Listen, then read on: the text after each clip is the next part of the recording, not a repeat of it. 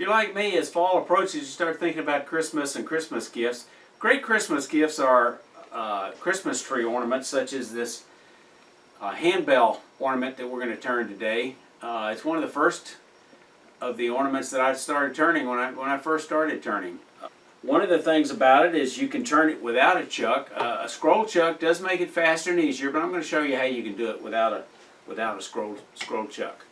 Hi, I'm Mike Peace, and I'm passionate about wood turning, and I'm here to share with you tips, tricks, and techniques and projects to help you become a better wood turner. If that's what you're interested in, please hit the subscribe button so you won't miss future videos. This project was inspired by an article by Bob Roseanne in the winter 2003 issue of the American Woodturner. We're going to start off with blanks as shown here, approximately 2 inches square by 3 inches long, 3 or 4 inches long for the bell blank, and then the scrap handle is going to be leftover exotic wood of some sort. Ebony's good, but other exotics are nice. About 3 inches long by 5/8 inch square, and then we're going to bring that down to finished handle of 1 3/4 by 1/2. First thing we're going to do is we're going to put the blank between centers. We're going to use 4 tools in this project, basically. We're going to use a spindle roughing gouge. That's this tool right here. We're going to use a parting tool. We're going to use a round nose scraper. And we're going to use a spindle gouge. So first thing you do, regardless of how we're going to chuck it, and I'm going to go into some alternatives in a moment, put it between centers, round, and round it off.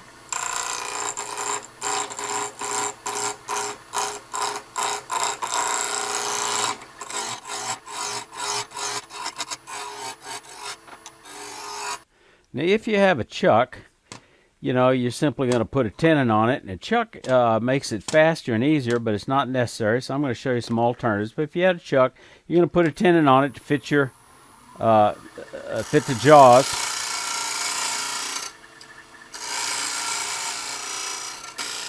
And it would look like that. But if you don't have a chuck, here's what we're going to do. We're going to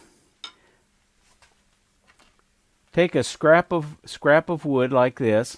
I'm using 2x4. Hardwood is better, but I already had this in this faceplate. You're going to put it in the faceplate. You're going to drill a hole with a forstner bit, and that's going to help you glue this thing. So what we're going to do is we're going to actually, I said those are the 4 tools. I'm actually going to use a skew or a little wider beating and parting tool. Make this just a little bit easier. So I'm going to measure that hole, and I'm going to make a small tenon here that I can glue in here that gives just a little extra reinforcement when we glue it up with CA. So the best size, the most common size, is probably 1 inch, and that's what this is. So we're going to take this tenon down to 1 inch. And I could do that with a smaller parting tool. It's just a little bit faster, a little easier.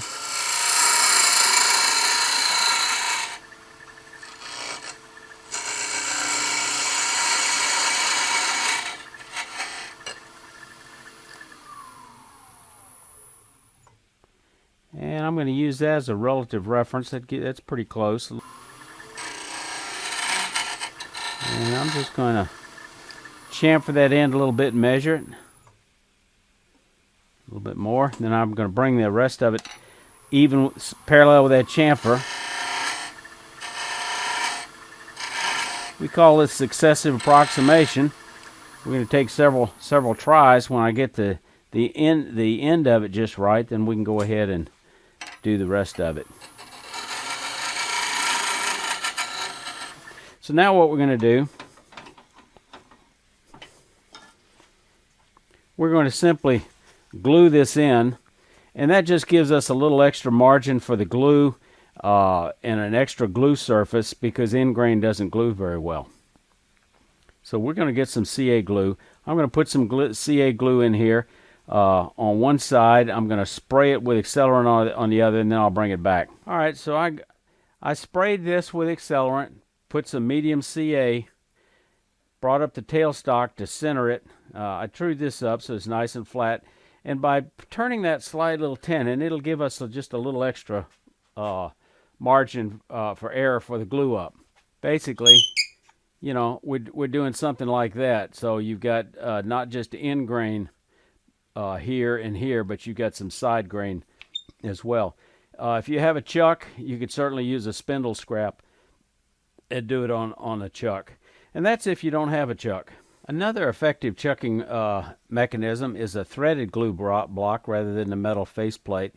You can make these with threaded Beal taps. I've got a video for that. You click on the icon and get to that if you're interested in the threaded glue blocks. But everybody's got a faceplate, so this will work. I'm going to back up the tailstock, give myself a little more room to get in here with the chuck. I got a nice robust with a hardened rod. I think I'm going to like it a lot. Okay, this end's going to be 1 7/8. So we're going to move up from the end about 1 inch, and we're going to, that's where we're going to have a small bead.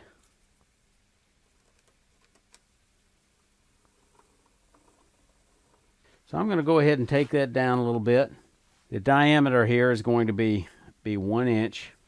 So let's go ahead and take that down to 1 inch.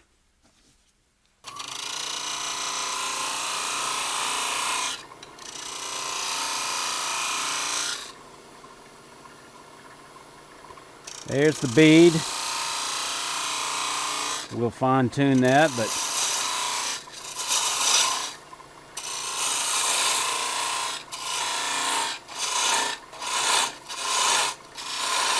and we're gonna check that. We got a ways to go. If you've gotten this far in the video, you must be getting something out of it. So please hit the like button. Thank you very much, and let's get back to the video.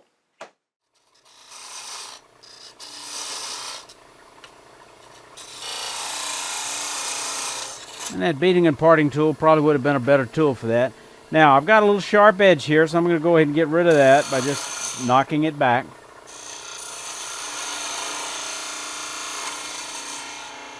Now we're going to start shaping the bell. Here you can kind of see the tool movement a little bit.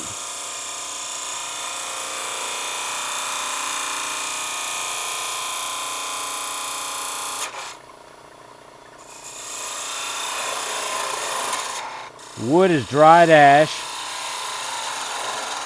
All right, that bead's going to come down, so let's go ahead and take it on down. Join those two together. Now let's just see if that's close to 1 inch. Oh yeah, that's right in on the money. That means we can go ahead and take this bead down a little bit more. And then we're going to shape the top of the bell. The top of that bell is only going to be, I think, maybe a ½ inch.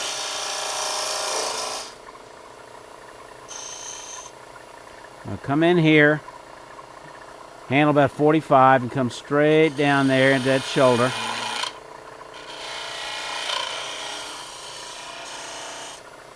And now we're going to take that bead down a little bit more. It's supposed to be a little detail, not something that's going to draw your eye, but just a little bit.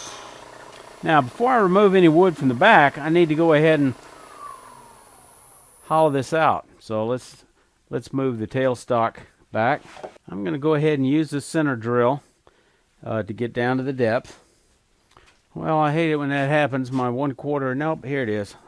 I thought I might have left that at the last workshop I worked on.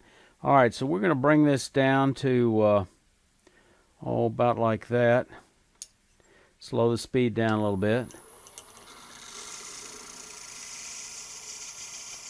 And just drill it in. Okay, going to lower this just a bit. Now we're going to use our spindle gouge. Going to come in here almost parallel, and I'm going to cut with a left edge so the flute is somewhere close to 10 o'clock.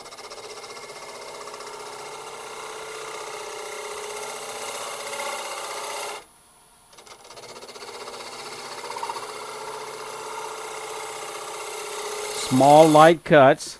I don't need to come ripping this thing out.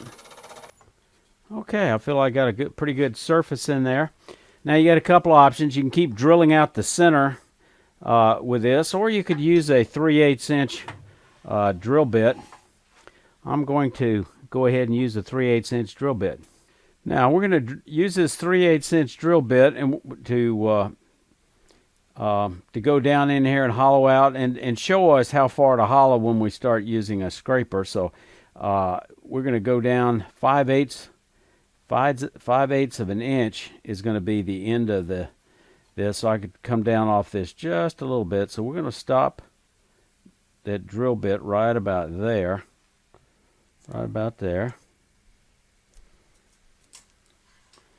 We're going to slow the speed down. We're going to bring this up. And we're going to go 350. That's probably good. And we're just going to hollow out a little bit out of the middle. And that'll guide us when we go to use a scraper to rid a little bit more of the interior. Now I'm going to use a negative rake scraper to get in there. That's the top side. Move the tailstock a little further out of the way. And we're just going to remove a little bit of wood right there at the bottom. Get the speed up a little bit, about 1,000. I'm going to angle this just a little bit. Actually, I'm going to keep it flat.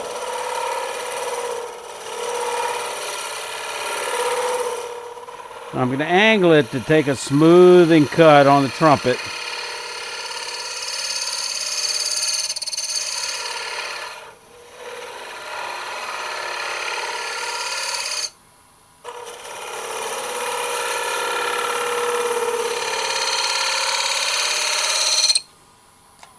A little bit of chatter shows it's getting thin, so I don't want it to be too heavy. Now let's see where we are. Okay, that's right about where I want it to be. That's looking good. We're going to go ahead and sand it now while we've got it here. I'll go off camera with the sanding. You probably don't need to see me sand.